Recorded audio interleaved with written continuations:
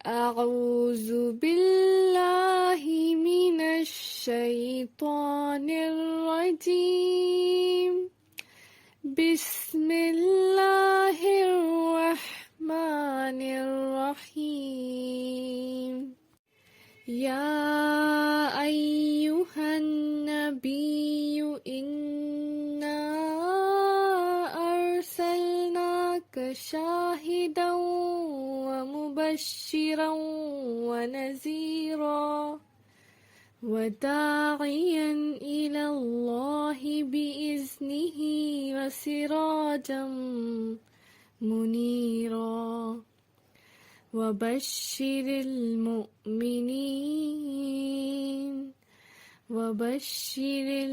المؤمنين بأن لهم من الله فضلا كبيرا رب اشرح لي صدري ويسر لي امري واحلل عقدة من لساني يفقهوا قولي واجعل لي وزيرا من اهلي. السلام علیکم ورحمۃ اللہ وبرکاتہ.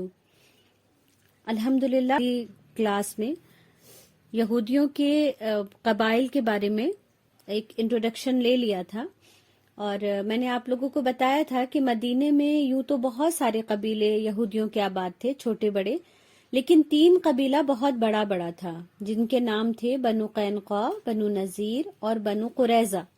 اور میں اللہ سے امید کرتی ہوں انشاءاللہ تعالی کہ آپ جب اس کلاس کے اینڈ تک ان تمام قبیلوں کے نام نہ صرف آپ کو یاد ہو جائیں گے، بلکہ انہوں نے کیا رول ادا کیا رسول اللہ صلی اللہ علیہ وسلم کے دعوتی کام میں، اللہ اور اللہ کے رسول صلی اللہ علیہ وسلم سے دشمنی میں ان کا کیا کردار تھا، اور کیوں یہود مسلمانوں کے لیے ہمیشہ سے پرابلمز کھڑی کرتے رہے ہیں، اور کیوں یہودیوں کو ہمارے علماء یا ہمارے آبا و اجداد ہمیشہ سے ہمارے لیے اپنا دشمن سمجھتے ہیں.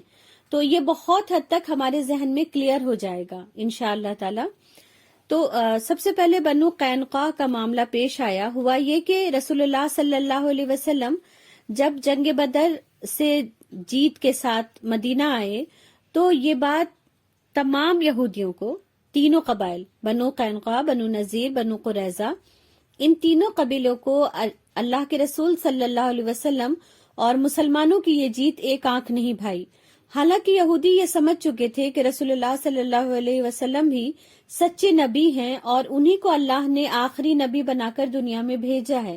لیکن ہم سب اس بات کو جانتے ہیں کہ ان کے دل میں اللہ کے رسول صلی اللہ علیہ وسلم کے لیے دشمنی صرف اس لیے پیدا ہو گئی کیونکہ اللہ نے آخری نبی ان کے خاندان سے نہیں بھیجا، اور یہ بات ان کی انا، ان کی ضد کا اتنا بڑا مسئلہ بن گیا کہ انہوں نے اسلام ہی کو قبول نہیں کیا، ہے نا. تو پیارے بچوں، یہاں پر ہمیں سمجھنے کی ضرورت ہے کہ حق، سچی بات کسی کے بھی منہ سے ہمارے سامنے آئے، خواہ وہ انسان ہمیں ناپسند ہو، اس کے باوجود کبھی بھی صرف اس وجہ سے کہ وہ انسان مجھے پسند نہیں، حق بات کو جھٹلا نہیں دینا چاہیے، ہے نا. اور ہم سب جانتے ہیں کہ رسول اللہ صلی اللہ علیہ وسلم کو اس سے کتنی پرابلم ہوئی، اور خود یہود کو آخرت میں اس کا نقصان اٹھانا پڑے گا. تو انشاءاللہ تعالی ہم کبھی اپنی زندگی میں ایسا نہیں کریں گے. اب بنو قینقاع، لیکن ان کا جو رد عمل تھا، مطلب ان کا جو ایکشن تھا، وہ اور دوسرے یہودیوں سے تھوڑا زیادہ تھا، اور وہ ہر ایک کو راستے میں روک کر کبھی ان کو کچھ تانا دیتے، کبھی کوئی اور بات کہتے. اور جب اس بات کی اطلاع رسول اللہ صلی اللہ علیہ وسلم کو ملی، اس بات کی خبر ملی، تو آپ صلی اللہ علیہ وسلم نے یہ سوچ کر کہ ان سے کچھ بات چیت کی جائے، اور تاکہ ان کی جو غلط فہمیاں ہیں یا دشمنیاں ہیں اس کو کچھ کم کیا جائے. کیونکہ اللہ کے رسول صلی اللہ علیہ وسلم کبھی نہیں چاہتے تھے کہ مدینے میں ایسا ماحول پیدا ہو جس سے لوگوں کے اندر ایک دوسرے کے لیے دشمنی بڑھ جائے. اور اللہ کی طرف سے بھی اللہ کے رسول صلی اللہ علیہ وسلم کے پاس وہی نازل ہوئی کہ آپ کسی ایسی قوم سے جس سے آپ کو خیانت کا اندیشہ ہو، تو ان کے ساتھ آپ کو اپنا کوئی بھی پیکٹ قائم رکھنے کی ضرورت نہیں ہے، بلکہ آپ اسے اتار پھینکیں. لیکن اللہ تعالیٰ نے وحی میں وہاں پر یہ بھی کہہ دیا کہ اگر دشمن صلح اور سلامتی کی طرف آنا چاہتا ہو تو آپ پھر اس کے لیے جھک جائیں گے اور اللہ پر بھروسہ کریں گے اور اس کے ساتھ صلح کر لیں گے. رسول اللہ صلی اللہ علیہ وسلم کے لیے اتنا کافی تھا. اور وہ بنو قینقاع کے قلعے میں گئے تاکہ ان کے سرداروں سے ملاقات کریں، اور جب انہیں اللہ اور اللہ کے عذاب اور اللہ کے احکام سنائے تو بنو قینقاع نے کہا کہ محمد، تمہیں تھوڑی سی یہ جو فتح اور کامیابی مل گئی ہے، تم اس پر بہت زیادہ اکڑ نہ دکھاؤ، تمہارا پالا ابھی ہم جیسوں سے نہیں پڑا۔ اور وہ تو ایسے لوگ تھے جو جنگ کے بارے میں بہت زیادہ نہیں جانتے، وہ حکمت نہیں جانتے، وہ دور اندیشی نہیں جانتے۔ تمہارا واسطہ جب ہم سے پڑے گا تب ہم تمہیں بتائیں گے کہ جنگ کسے کہتے ہیں۔ رسول اللہ صلی اللہ علیہ وسلم کی سراسر ان لوگوں نے مطلب ان کے ساتھ بدسلوکی کیا تھا، ان کی بے عزتی کی تھی۔ اس کے باوجود اللہ کے رسول صلی اللہ علیہ وسلم تو ایسے ہی تھے، خاموشی سے وہاں سے اٹھ گئے اور اپنے گھر تشریف لے آئے، اور انہوں نے اس پر کوئی بھی ایکشن نہیں لیا۔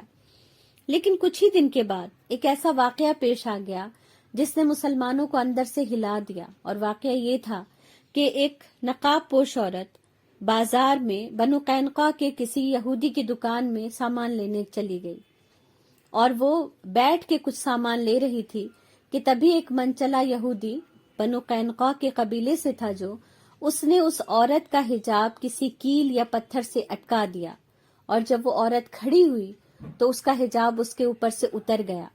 یہ ساری چیزیں ایک نوجوان، مسلمان نوجوان دیکھ رہا تھا، اس سے یہ بالکل برداشت نہیں ہوا۔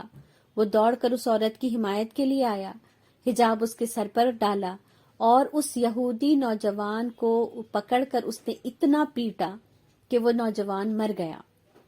اب یہودیوں کے خیمے میں، یہودیوں کے قلعے میں کھلبلی مچ گئی کہ ایک مسلمان نے ایک یہودی کو قتل کر دیا ہے۔ اس یہودی کے پورے خاندان والے نے اس مسلمان نوجوان کے پورے گھر کو گھیر لیا اور اسے قتل کر ڈالا۔ اب یہ ایک نوجوان کا دوسرے نوجوان کے ساتھ قتل کا معاملہ تھا۔ یہ معاملہ بہت آسانی سے ختم کیا جا سکتا تھا۔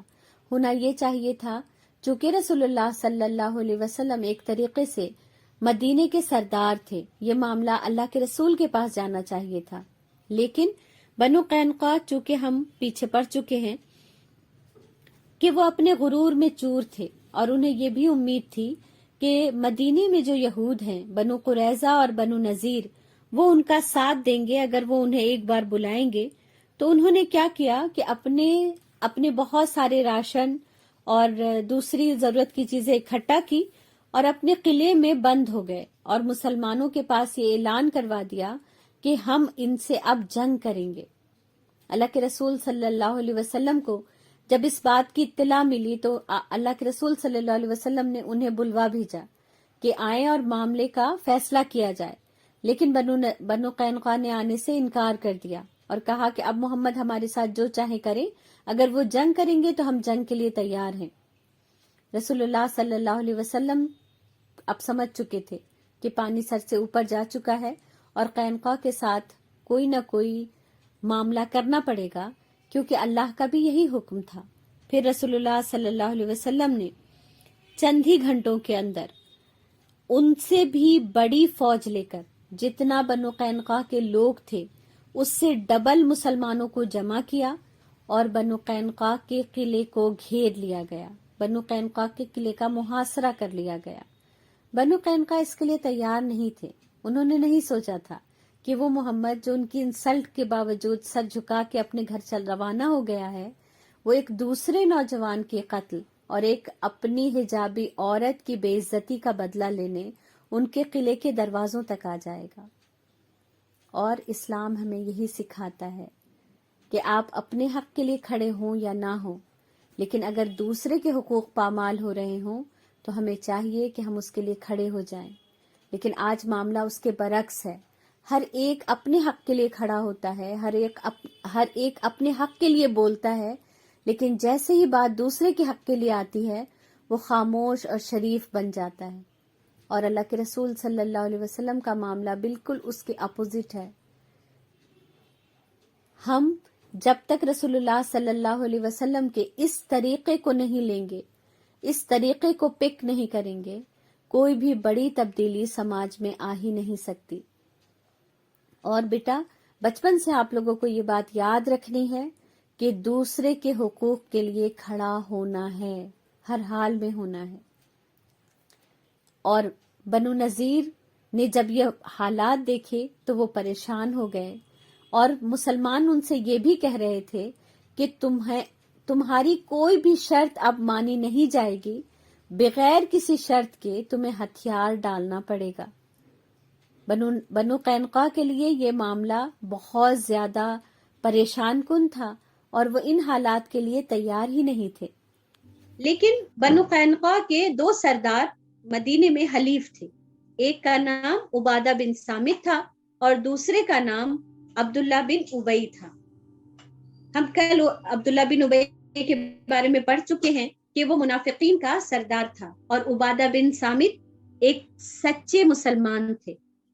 جب بنو قینقاع نے ان دونوں کے پاس اپنی مدد کے لیے فرمان بھیجا، یعنی قاصد بھیجے، میسنجر بھیجے کہ یہ دونوں ہماری مدد کریں کیونکہ ہم ان کے حلیف ہیں۔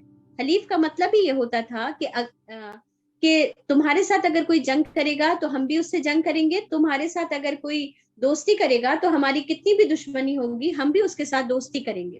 اور یہی عہد نامہ، یہی پیکٹ اللہ کے رسول صلی اللہ علیہ وسلم نے تمام یہودیوں کے ساتھ بھی کیا تھا، لیکن یہودیوں نے اب جس میں سے بنو قینقاع نے بدعہدی کی تھی، اپنے عہد کو توڑا تھا، اپنے پرومس کو بریک کیا تھا، توڑا تھا، اس لیے اللہ کے رسول صلی اللہ علیہ وسلم کو یہ قدم اٹھانا پڑا، کیونکہ عہد کے مطابق کیا ہونا چاہیے تھا کہ تمام معاملات کی جانکاری اللہ کے رسول کو دی جاتی اور رسول اللہ صلی اللہ علیہ وسلم ہی اس کا فیصلہ کرتے، لیکن انہوں نے یہ نہیں کیا، فیصلہ اپنے ہاتھوں میں لیا، تو ظاہر ہے ان کو اس بغاوت کی پھر سزا ملنی تھی۔ عبادہ بن صامت نے انکار کر دیا کسی بھی ہمدردی اور کسی بھی اس سے ہیلپ سے، لیکن عبداللہ بن ابی رسول اللہ صلی اللہ علیہ وسلم کے پاس گیا اور آپ کا کرتا اس نے پکڑ لیا اور کہا کہ میں تب تک آپ کا کرتا نہیں چھوڑوں گا جب تک کہ آپ بنو قینقاع کو معاف نہ کر دیں۔ رسول اللہ صلی اللہ علیہ وسلم نے فرمایا یہ میں نہیں کر سکتا کیونکہ اللہ کا حکم ہے کہ انہیں سزا دی جائے۔ تو پھر عبداللہ بن ابی نے ان کے ساتھ نرمی کا معاملہ کرنے کے لیے بہت کہا، اور اللہ کے رسول صلی اللہ علیہ وسلم کا وہ کسی بھی طریقے سے کرتا چھوڑنے کو تیار نہ تھا۔ آپ سوچیں، رسول اللہ صلی اللہ علیہ وسلم کو پتا ہے کہ یہ دل سے مسلمان نہیں ہے، یہ اللہ کا دشمن ہے، اس کے باوجود اس کی طرف سے صرف منہ پھیر لے رہے تھے، کوئی سخت جملہ اسے نہیں کہہ رہے تھے۔ اور میں یہ بھی سوچ رہی تھی کہ رسول اللہ صلی اللہ علیہ وسلم کے ساتھ بنو قینقاع نے جب بدتمیزی کی تو اللہ کے رسول صلی اللہ علیہ وسلم نے اپنی ذات کے لیے کوئی بدلہ نہیں لیا، لیکن ایک مسلمان عورت کے ساتھ جب بے پردگی کا سلوک ہوا، ایک بے قصور مسلمان جب شہید کر دیا گیا، تب اللہ کے رسول صلی اللہ علیہ وسلم چپ نہیں بیٹھے۔ اس سے ہمیں یہ پتا چلتا ہے کہ اگر ہمیں کبھی بھی کسی کو انصاف دلانے کا موقع ملے تو پیچھے نہیں ہٹنا چاہیے۔ ہم اپنے حقوق چھوڑ سکتے ہیں، لیکن دوسرے کے حقوق اگر دلوائیں گے تو اللہ تعالیٰ اس کا ہمیں اجر عظیم عطا کرے گا۔ لیکن آج حالات ایسے ہیں کہ ہر ایک اپنے حقوق کے لیے لڑتا ہے، دوسرے کے حقوق کے لیے کوئی کھڑا نہیں ہوتا۔ یہی وجہ ہے کہ کسی کو بھی اس کا حق نہیں ملتا، کیونکہ اکیلے تو کوئی بھی اپنا حق نہیں لے سکتا، اور جب آپ دوسروں کے لیے کھڑے ہوتے ہیں تو اللہ تعالیٰ غیب سے آپ کی مدد کرتا ہے، اور غیب سے مدد دنیا میں اگر نہ بھی آئے تو اس کا ایک بہت بڑا اجر ہے۔ اور سیرت رسول اللہ صلی اللہ علیہ وسلم میں یہ ہمیں بہت زیادہ دیکھنے کو ملتا ہے کہ دوسرے کے حق کے لیے کھڑے ہونا رسول اللہ صلی اللہ علیہ وسلم کی سنت تھی۔ پھر اللہ کے رسول صلی اللہ علیہ وسلم نے یہ فیصلہ کیا کہ انہیں مدینے سے باہر نکال دیا جائے، جسے ہم اردو میں جلا وطنی کہتے ہیں، جسے تڑی پار کہا جاتا ہے، جلا وطنی کہا جاتا ہے۔ یہ فیصلہ کیا، اور آپ دیکھیں ایک طرف عبداللہ بن ابی کا معاملہ ہے کہ ایک دشمن اسلام ہے، مسلمانوں کا دشمن ہے، اللہ کے رسول کا دشمن ہے، اور وہ اس کی حمایت کر رہے ہیں اللہ کے رسول صلی اللہ علیہ وسلم کے پاس۔ دوسری طرف عبادہ بن صامت ہیں جو کہ قینقاع کے وہ بھی حلیف تھے، لیکن جب وہ مسلمان ہو گئے تو ان کی ساری ہمدردیاں، ساری وفاداریاں صرف اللہ اور اس کے رسول کے لیے ہو جاتی ہیں، اور انہوں نے عبادہ بن صامت ہی وہ شخص تھے جنہیں اللہ کے رسول صلی اللہ علیہ وسلم نے یہ ذمہ داری دی کہ وہ بنو قینقاع کو مدینے کے باہر کھدیڑ کر آئیں، دور تک انہیں چھوڑ کر آئیں، اور عبادہ بن صامت یہود بنو قینقاع کے یہود کو سیریا کے بارڈر تک چھوڑ کر آئے، اور اس طرح بنو قینقاع کے شر سے مدینہ محفوظ ہو گیا۔ لیکن دو گروہ اب بھی موجود تھے، بنو نذیر اور بنو قریظہ۔ اب باری بنو نذیر کی تھی۔ بنو قینقاع اپنے انجام کو پہنچ چکی تھی، لیکن اگر آپ محسوس کریں گے تو جب بنو قینقاع نے بنو نذیر کو مدد کے لیے بلایا تھا تو وہ نہیں آئے، ہے نا۔ انہوں نے اپنا فائدہ یا اپنا وہ دیکھا کہ ہم بلا وجہ مارے جائیں گے، لیکن جب بنو قینقاع کو جلا وطن کر دیا گیا تو بنو نذیر کو یہ بات بہت زیادہ بری لگی، اور وہ پھر مسلمانوں کے خلاف سازش کرنے لگے۔ یعنی سازش کرنے میں یہ بہت استاد تھے، لیکن بہادری ان کے اندر نہیں۔ تو انہوں نے اللہ کے رسول صلی اللہ علیہ وسلم اور مسلمانوں کے خلاف سازش کرنا شروع کیا، اور اسی سازش کے پیش نظر اسی سازش کے ایک پلان میں یہ پلان تھا کہ اللہ کے رسول صلی اللہ علیہ وسلم کو دعوت کے بلایا جائے اور انہیں قتل کر دیا جائے۔ بنو نذیر کے ایک سردار نے آ کر رسول اللہ صلی اللہ علیہ وسلم اور بہت بڑے بڑے صحابہ کرام کو کھانے کی دعوت دی۔ اللہ کے رسول صلی اللہ علیہ وسلم دعوت قبول کر لیا کرتے تھے، اور خصوصاً ایسے لوگوں کی جن سے ان کو یہ لگتا تھا کہ ان کے دل میں ہمارے لیے کوئی دشمنی ہے، خاص طور سے ان کی دعوت قبول کر لیتے تھے تاکہ کچھ اچھے تعلقات بن جائیں، کچھ ان کے دل میں نرمی پیدا ہو جائے اور معاملہ ٹھنڈا ہو جائے، کوئی کسی جنگ کی کسی اس کی لڑائی جھگڑے کی نوبت نہ آئے۔ تو اللہ کے رسول صلی اللہ علیہ وسلم نے یہود کے اس دعوت کو قبول کر لیا، اور جب دعوت کے لیے تشریف لے گئے تو حضرت جبرائیل علیہ السلام حاضر ہوئے۔ وہاں پر بیٹھے کسی کو بھی حضرت جبرائیل نہیں دکھے، لیکن اللہ کے رسول صلی اللہ علیہ وسلم کے پاس وہ وحی لے کر آئے، اور انہوں نے بتایا کہ یا رسول اللہ، یہ آپ کے قتل کرنے کی سازش کے ساتھ یہاں جمع ہوئے ہیں اور آپ کو دعوت دی ہے۔ اللہ کے رسول تیزی کے ساتھ وہاں سے اٹھے اور باہر نکل گئے، اور مدینہ اپنے گھر لوٹ آئے، اپنے جو ان کا اپنا گھر تھا وہاں آ گئے۔ حضرت ابوبکر صدیق اور حضرت عمر رضی اللہ تعالیٰ عنہ اور دوسرے صحابہ کچھ دیر انتظار کرتے رہے، پھر انہوں نے کہا کہ ہم دیکھ کر آتے ہیں کہ رسول اللہ صلی اللہ علیہ وسلم کو اتنی تاخیر کیوں ہو رہی ہے۔ تو وہ ان کو دیکھنے کے لیے نکلے اور آئے، تو پھر اللہ کے رسول صلی اللہ علیہ وسلم نے انہیں اس بات کی خبر دی کہ یہود یعنی بنو نذیر میرے خلاف قتل کی سازش کر رہے ہیں۔ اب اس بات کی اطلاع یہودیوں کو دی گئی کہ تم نے جو سازش کی ہے اس کا پردہ فاش ہو گیا ہے، یا تو مدینہ خالی کر دو بنو قینقاع کی طرح، یا پھر جنگ کے لیے تیار ہو جاؤ۔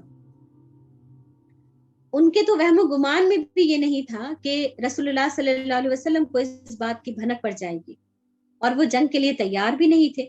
انہوں نے تو ایک آسان راستہ نکالا تھا کہ رسول اللہ صلی اللہ علیہ وسلم کو قتل کر دیں، ان کے بڑے بڑے صحابہ کو قتل کر دیں، اور اس طرح سے وہ ان سے نجات حاصل کر لیں۔ تو ظاہر ہے ان کو وطن چھوڑنے کے علاوہ ان کے پاس اور کوئی راستہ نہیں تھا۔ اللہ کے رسول صلی اللہ علیہ وسلم نے انہیں 10 دن کی مہلت دی، اور یہ بھی فرمایا کہ تم اپنے ساتھ گھر کے جتنے سامان لے جا سکتے ہو، تم لے جانا چاہو تم لے جا سکتے ہو۔ آپ سوچیں کہ کیا کوئی بادشاہ، کوئی لیڈر، کوئی بھی حکمران، کوئی بھی راجا مہاراجا ایسا دیکھا ہے ہم نے، ایسا سنا ہے ہم نے، جو کسی راجا کے قتل کی سازش کرے اور اسے جانے دیا جائے، اس کی جان نہ لی جائے، اسے قتل نہ کیا جائے؟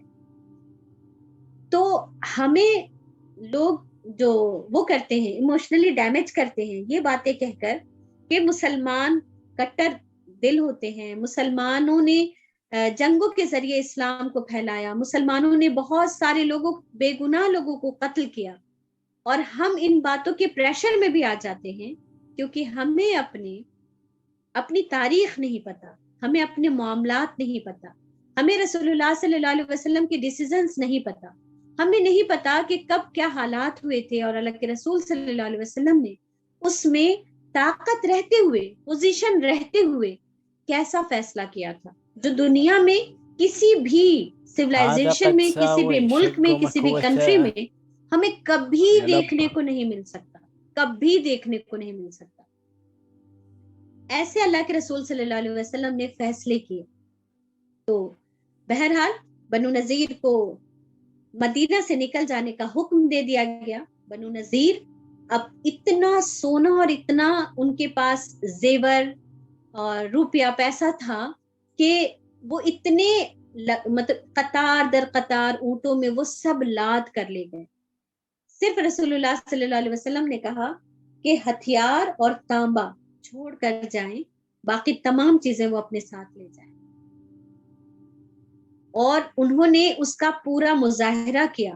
ان کی عورتوں نے اپنے پورے زیور کو پہنا اور تب اونٹوں پر سوار ہوئی تاکہ مدینہ کے نوجوان اسے دیکھ سکیں.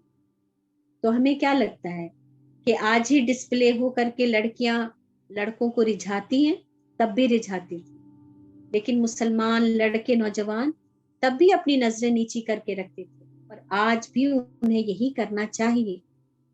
وقت کبھی اچھا یا برا نہیں ہوتا, لوگ اچھے یا برے ہوتے ہیں, اور وہ ہمیشہ سے ہمیشہ تک رہیں گے. آج جیسے حالات ہیں پہلے بھی ایسے حالات تھے. جو بے حیا لوگ تھے وہ تب بھی تھے, اب بھی ہیں, لیکن ان میں جو شرم والے تھے وہ تب بھی ہیں, اب بھی ہیں. ہمیں یہ خود دیکھنا ہے کہ ہم کس ٹیم میں ہیں, ہم کن لوگوں کی طرف اپنے کپڑے پہنتے ہیں, اڑتے ہیں, چلتے ہیں, پھرتے ہیں. ہم نے اپنے مسلمان ہونے کی شناخت کتنی بچا کر رکھی, اپنی آئیڈینٹی ہم نے کتنی سنبھال کر رکھی, یہ ہمیں غور کرنے کی ضرورت ہے. اور ابھی بھی آپ غور کریں تو بنو نذیر کھدیڑے جا رہے ہیں اور بنو قریظہ مدینے میں آباد ہیں, اس کے باوجود اپنے یہود کا ساتھ نہیں دے رہے. اور میں یہ کیوں بتا رہی ہوں, کیونکہ یہی حال آج مسلمانوں کا ہے. مسلمانوں کے ایک ملک پر حملہ ہوتا ہے اور دوسرا ملک تماشا دیکھتا رہتا ہے. یہی کر رہے تھے یہود بھی مدینے میں, ہے نا. اور یہود کو بھی کیوں سزا ملتی ہے, کیوں کھدیڑے جاتے ہیں, کیونکہ انہوں نے اپنے جو ان کا دین ہے, ان کو دین, اس کو دین بنا کر رکھنے کا دعویٰ کرتے ہیں, لیکن دین پر چلتے نہیں. جیسے کہ مسلمان آج اسلام کو دین مانتے ہیں, سمجھتے ہیں, کہتے ہیں کہ یہ وے آف لائف ہے, لیکن اس کی طرح زندگی نہیں گزارتے. اسی لیے ہر جگہ مسلمان کاٹے جاتے ہیں, مارے جاتے ہیں, ان کی تذلیل ہوتی ہے, ان کی بے عزتی ہوتی ہے. تو میں اپنے پیارے پیارے بچوں سے یہ ریکویسٹ کروں گی کہ آپ سب ایسے نوجوان مت بنیے گا جو کہیں تو کہ میں اللہ کے رسول پر ایمان, اللہ پر ایمان رکھتا ہوں, اللہ کے رسول پر ایمان رکھتا ہوں, لیکن کام سارے غیر مسلموں والے کریں, کام سارے وہ کریں جس سے اللہ اور اللہ کے رسول نے منع فرمایا ہے. آپ کو یہ بدلنا ہے, یہ ٹرینڈ آپ کو چینج کرنا ہے, کیونکہ یہ بات یاد رکھیں کہ اللہ کے رسول صلی اللہ علیہ وسلم آ گئے تھے, مدینے میں تشریف لے آئے تھے. یہود انہی کا انتظار کر رہے تھے کہ ایک آخری رسول آئے گا اور ہم سب اس کی بات مانیں گے, اس پر ایمان لائیں گے, اور پھر پوری دنیا میں ہماری حکومت ہوگی. رسول آ گیا, پیغام آ گیا, اللہ کی بات آ گئی, لیکن ان کے دماغوں پر پتھر پڑ گئے اور انہوں نے نہ رسول کو پہچانا, پہچان کے بھی اس کا دشمنی میں انکار کیا, اور اللہ کی رحمت سے محروم ہو گئے. تو آپ بتائیں, سرداری بھی نہیں ملی انہیں, دنیا بھی نہیں ملی, لیکن روپیہ پیسہ بہت تھا ان کے پاس, کیونکہ وہ سب انڈیویجول جیتے تھے. جیسے آج مسلمان ہیں, مسلمانوں کو پتا ہے کہ اسلام غالب ہوگا, اسلامی حکومت ہوگی, اسلام اللہ تعالیٰ اسے غالب کرے گا, اس کے باوجود ہماری کوئی تیاری نہیں, کوئی اسلام کی طرف بلائے, ہمارے پاس وقت نہیں.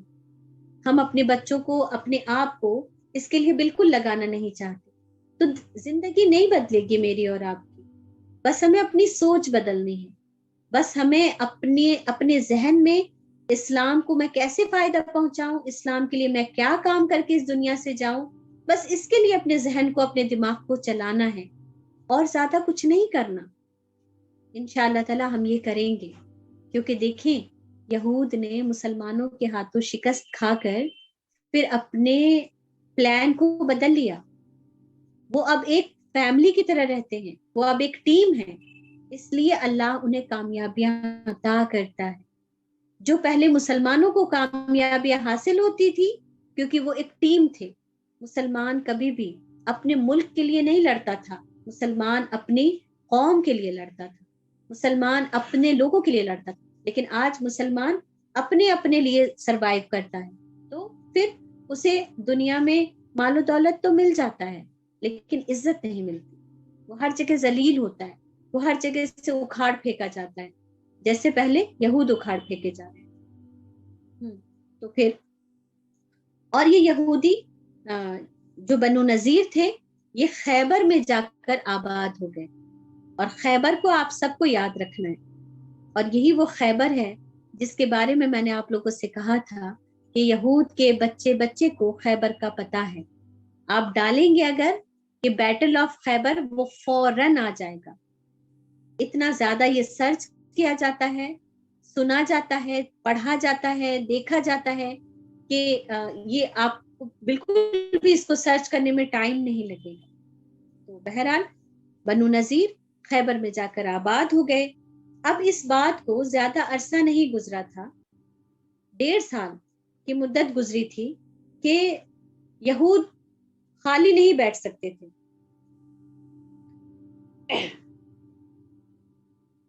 خیبر میں جو یہود آباد تھے ان کے 20 سردار, انہوں نے ایک پلان بنایا اور وہ مکہ کے قریش سے جا کر انہوں نے ملاقات کی. کیوں ملاقات کی؟ اس بات پر ان کو اکسانے کے لیے کہ تم لوگوں نے تو مسلمانوں کو چھوڑ رکھا ہے, مسلمان تو مدینہ میں آرام سے رہ رہے ہیں, پھل رہے ہیں, پھول رہے ہیں, اور تمہارے معبودوں کو برا بھلا کہتے ہیں. قرآن کی آیتیں تمہارے خلاف اترتی ہیں اور تم یہاں ہاتھ پر ہاتھ دھرے بیٹھے ہو. کیا تم اپنے ان لوگوں کا بدلہ نہیں لوگے جو تمہارے بڑے بڑے سردار مکے کے مارے گئے؟ انہوں نے تمہارے سرداروں کو مار ڈالا. قریش کے بہت سارے گھرانوں نے اپنوں کو کھویا تھا بیٹل آف بدر میں, بیٹل آف احد میں. تو ظاہر ہے ان کے ہر گھرانے میں کسی نہ کسی کے پاس کوئی نہ کوئی غم تھا. اور جب یہ 20 سردار ایک ایک گھر میں جا کر انہوں نے مسلمانوں کے خلاف دشمنیاں اگلی, ان کے خلاف ان کو تیار کرنا شروع کیا, تو مکے کے قریش کے دلوں میں پہلے سے دشمنی تھی, اب وہ اور بھڑک اٹھے, اور وہ بالکل ان کو یہود کا یہ مشورہ بہت اچھا لگا. اور یہود نے انہیں یہ بھی کہا کہ تم وہاں سے آؤ, ہم خیبر میں ہیں جو مدینے سے باہر تھا, اور ہم تم کو وہاں پر جوائن کر لیں گے, ہم تمہارے ساتھ مسلمانوں سے لڑیں گے.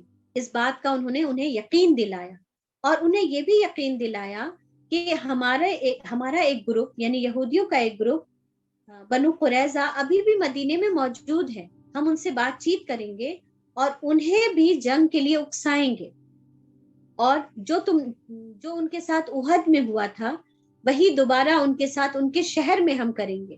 یعنی تم سب فوج کے ساتھ مکہ سے آؤ, ہم مدینہ میں ان پر حملہ بولیں گے, خیبر کی طرف سے ہم حملہ بولیں گے, اور ان کے اندر سے بنو قریظہ حملہ بولیں گے.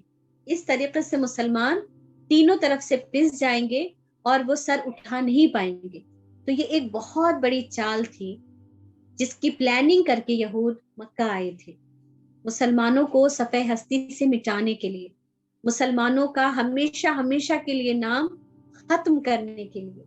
یہ ان کی اتنی بڑی سازش تھی کہ واقعی اس کو پورا ہونے کے لیے کوئی بھی ایسی چیز نہیں تھی جو رکاوٹ ڈالتی.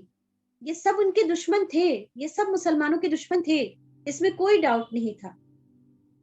لیکن وقت رہتے رسول اللہ صلی اللہ علیہ وسلم کو اس سازش کی خبر مل گئی, اور اللہ کے رسول صلی اللہ علیہ وسلم کا جو اس وقت انٹیلیجنس تھا وہ بہت ایکٹیو تھا, وہ پل پل کی خبر رسول اللہ صلی اللہ علیہ وسلم تک پہنچا دیا کرتا تھا. تو اللہ کے رسول صلی اللہ علیہ وسلم بھی اس بات سے بہت پریشان ہو گئے کہ اتنی بڑی فوج کا مقابلہ ہم کیسے کریں گے, کیونکہ ابھی تک مدینہ بہت زیادہ اسٹیبلش نہیں ہوا تھا. مدینے میں لوگ چاروں طرف سے مسلمان ہو کر آتے تھے، ان کے رہنے کھانے کا انتظام کرنا تھا. ایسے لوگ تھے جو تعلیم حاصل کرنے کے لیے رسول اللہ صلی اللہ علیہ وسلم کے پاس رہتے تھے، ان کا بھی خیال رکھنا تھا. تو ایسے میں اللہ کے رسول صلی اللہ علیہ وسلم کسی جنگ کے لیے تیار نہیں تھے. اللہ کے رسول صلی اللہ علیہ وسلم جو ہمیشہ کرتے تھے وہی آپ نے اس بار بھی کیا. تمام مسلمانوں کو جمع کیا اور ان سے کہا کہ مجھے مشورہ دو. الگ الگ مسلمانوں نے الگ الگ مشورے دیے. اسی میں ایک صحابی تھے جن کا نام سلمان فارسی تھا. انہوں نے آپ کو ایک بہت ہی بہترین آئیڈیا دیا، اور وہ آئیڈیا تھا خندق کھودنے کا، کیونکہ وہ فارس سے آئے تھے اور فارس میں جنگ اسی طرح لڑی جاتی تھی. انہوں نے اللہ کے رسول کو مشورہ دیا کہ کیوں نہ آپ مدینہ کے 3 طرف سے خندق کھود دیں، تاکہ مشرکین، جس طرف سے مشرکین کو آنا تھا اس طرف سے آپ خندق کھود دیں. خندق آپ یوں سمجھ لیں کہ جیسے کہ کھائی. آپ میں سے جن لوگوں نے لال قلعہ کو دیکھا ہوگا تو دیکھا ہوگا کہ ایک بہت چوڑا سا نالے کی طرح بنا ہوا ہوتا ہے، اسے ہی خندق کہتے ہیں، کھائی کہتے ہیں. اور یہ کھودنے کا انہوں نے مشورہ دیا. رسول اللہ صلی اللہ علیہ وسلم کو یہ مشورہ بہت پسند آیا، اور اللہ کے رسول صلی اللہ علیہ وسلم نے ہر 10 صحابی کو 40 ہاتھ کھودنے کا حکم دیا، اور خود بھی پھاوڑا لے کر خندق کھودنے کے لیے تیار ہو گئے. بہت سارے صحابہ کرام نے آپ کو منع کیا، لیکن رسول اللہ صلی اللہ علیہ وسلم نے فرمایا کہ نہیں، سب سے پہلا پھاوڑا میں چلاؤں گا، کیونکہ میں امیر ہوں، کیونکہ میں نبی ہوں. اور اس سے یہ ہمیں پتہ چلتا ہے کہ مسلمان کسی بھی چھوٹی سی جماعت کا بھی کو بھی اگر لیڈ کر رہا ہو تو سب سے پہلے کام کی شروعات اسے کرنی چاہیے. اسلام کرسی پر بیٹھ کر صرف تقریر کرنے کے لیے آپ کو سردار یا امیر نہیں بناتا. اسلام کا امیر ہمیشہ پہلا تلوار خود کھائے گا، پہلی صف میں کھڑا ہوگا، اور اپنے لوگوں کے لیے جو کام وہ چوز کرے گا وہ سب سے پہلے خود کرے گا، اور وہی بہترین لیڈر ہوتا ہے. اور اللہ تعالیٰ ایسے لیڈروں کو ہی کامیابیاں عطا کرتا ہے، اور ایسے لیڈروں کے لیے ہی اجر عظیم ہے. پھر وہ کھدائی شروع ہو گئی. صحابہ کرام نے اس کھدائی میں بہت تکلیفیں اٹھائیں، کئی دن بھوکے رہ کر، کیونکہ مدینے سے باہر آ کر انہیں کھدائی کرنی تھی. کئی دن بھوکے رہ کر انہوں نے یہ کھدائی کی. اور ایک صحابی نے جب رسول اللہ صلی اللہ علیہ وسلم سے بھوک کی شکایت کی تو اللہ کے رسول صلی اللہ علیہ وسلم نے اپنا کرتا اٹھا کر دکھایا کہ ان کے پیٹ پر 2 پتھر بندھے تھے. اور جہاں کہیں پر بھی کوئی بڑا پتھر یا کوئی بڑی چٹان آتی تو آگے بڑھ کر رسول اللہ صلی اللہ علیہ وسلم اسے خود اپنے ہاتھوں سے توڑتے، تاکہ ان کے صحابی کو زیادہ مشقت نہ آئے. پھر خندق کھود دی گئی اور صحابہ کرام جنگ کے لیے تیار ہو گئے. 3000 کے لشکر کے ساتھ اللہ کے رسول صلی اللہ علیہ وسلم خندق کے قریب انہوں نے خیمہ ڈالا. مدینہ میں عبداللہ ابن مکتوم کو مقرر کیا. تمام عورتوں اور بچوں کو محفوظ جگہوں پر ان کو وہ چھپا دیا، تاکہ کیونکہ مدینہ پورا خالی ہو چکا تھا. جتنے مرد، طاقتور مرد، جو بھی جنگ کے لائق مرد تھے، وہ سب کے سب مدینہ سے باہر آ کر یہاں فوج کے لیے تیار ہو گئے تھے. مدینے میں یا تو بچے تھے یا عورتیں تھیں، ان کو محفوظ کرنا بہت ضروری تھا. لیکن ہم سب کو یہ یاد رہنا چاہیے کہ بنو قریظہ مدینے کے اندر موجود تھے. مشرکین مکے سے چلے، وہ اس بار اور بھی زیادہ اکڑ میں اور کانفیڈنس میں تھے، کیونکہ 4000 کا لشکر جرار تھا ان کے ساتھ، 300 گھوڑے، 200 اونٹ تھے ان کے ساتھ، اور بہت سارا کھانے پینے کا سامان. اور خیبر، انہیں پتا تھا کہ خیبر میں یہود ان کا انتظار کر رہے ہیں. مشرکین نے احد کی وادی مقنا میں ایک جگہ پڑاؤ ڈالا، اور فریش ہو کر کے، ہتھیاروں سے لیس ہو کر جب وہ مدینے کے قریب آئے تو وہ خندق دیکھ کر حیران رہ گئے، کیونکہ انہوں نے ایسی کوئی چیز کبھی نہیں دیکھی تھی. اور ان کے سپہ سالار ابو سفیان نے کہا کہ تلک مکیدۃ ما عرفها العرب، یہ ایسی چال ہے جس کو عرب نہیں جانتے. وہ شوق تھے کہ یہ کس کی چال ہو سکتی ہے، یہ تو عرب نہیں جانتے ہیں اس کو، کہ اس طرح جنگ لڑی جاتی ہے. اور پھر ان کے لیے وہ اب غصے میں چاروں طرف چکر کاٹ رہے تھے. ان کے سمجھ میں نہیں آ رہا تھا کہ یہ اس کھائی کو کیسے پار کریں گے. اور ان میں کا کوئی جب کھائی کو پار کرنے کی کوشش کرتا تو اس طرف کے تیر انداز جو نشانہ لگا کر بیٹھے تھے ان کو تیروں سے روکتے، اور پھر تیروں کے ذریعے یہ جنگ شروع ہوئی جس میں 10 مشرکین مارے گئے اور 6 مسلمان شہید ہوئے. اس میں ایک تیر حضرت سعد بن معاذ رضی اللہ عنہ کے بازو میں لگا جو کہ بہت گہرا زخم بن گیا. اور سعد بن معاذ بنو قریظہ کے حلیف تھے. یہ آپ کو ابھی یاد رکھنا ہے انشاءاللہ، کیونکہ آگے ہمیں اس کی ضرورت پڑے گی. اس طرح یہ جنگ جاری تھی، اور اتنے میں رسول اللہ صلی اللہ علیہ وسلم کو اس بات کی اطلاع ملی کہ بنو قریظہ نے غداری کرنے کا فیصلہ کیا ہے. ہوا یہ کہ حیی بن اخطب، بنو نذیر کا ایک سردار، بنو قریظہ کے ایک سردار کعب بن اسد سے جا کر ملا اور اس نے اسے غداری پر اکسایا، بدعہدی پر اکسایا. تھوڑے سے آناکانی کی بنو قریظہ نے، لیکن بنو قریظہ کو بھی یہ لگا کہ یہ اچھا موقع ہے، مسلمان دونوں طرف سے پس جائیں گے اور ہمیں مسلمانوں سے نجات مل جائے گی. بنو قریظہ نے بنو نذیر کے سردار حیی بن اخطب نے کہا کہ یہاں مسلمان عورتیں اور بچے، ان کے پاس کوئی پہرےدار نہیں ہے، کوئی مسلمان فوجی یہاں نہیں ہے. یہ اچھا موقع ہے کہ ان کی عورتوں کو قیدی بنا لیا جائے اور مسلمان پھر ہتھیار ڈالنے پر مجبور ہو جائیں گے. رسول اللہ صلی اللہ علیہ وسلم کو جب اس بات کی اطلاع ملی تو اللہ کے رسول صلی اللہ علیہ وسلم نے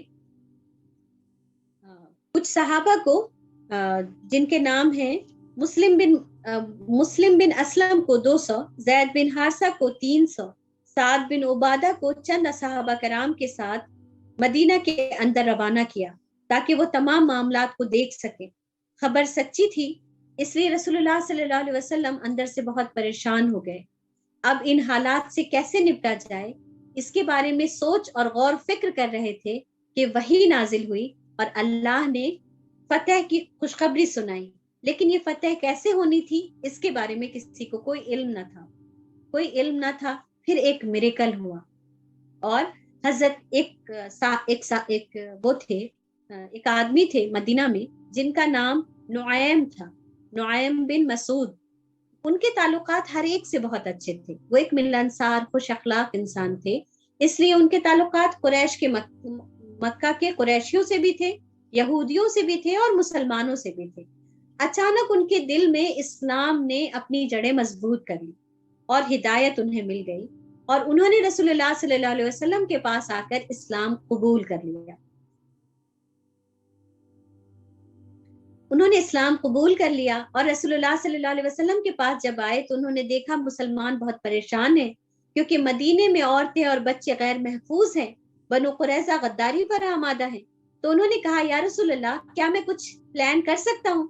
رسول اللہ صلی اللہ علیہ وسلم نے فرمایا تم ایک انسان ہو، تم کیا کر سکتے ہو؟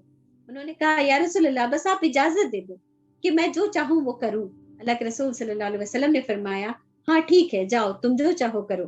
اور نعیم کے مسلمان ہونے کی خبر، ان کے مسلمان ہونے کی نیوز ابھی پھیلی نہیں تھی، کسی کو بھی نہیں پتا تھا کہ نعیم مسلمان ہو چکے ہیں. اب نعیم نے ایک پلان کیا اور وہ پلان اتنا بہترین تھا کہ انشاءاللہ تعالی ہم کل اس کو ڈیٹیل میں پڑھیں گے کیونکہ اب ہمارا ٹائم ہو چکا ہے. اگر میں نے اسے شروع کیا تو ختم نہیں ہو پائے گا، اور اللہ تعالی مجھے امید ہے کہ آپ سب بنو قینقاع، بنو نذیر اور بنو قریظہ ان تینوں کے نام بھی آپ کو یاد ہو گئے ہوں گے اور ان کے کام بھی سمجھ میں آ گئے ہوں گے انشاءاللہ تعالی. سبحانک اللہم و بحمدک نشہد ان لا الہ الا انت نستغفرک و نتوب الیک. سبحان ربک رب العزت عما یصفون وسلام علی المرسلین والحمد للہ رب العالمین. اگر کسی کو کوئی بات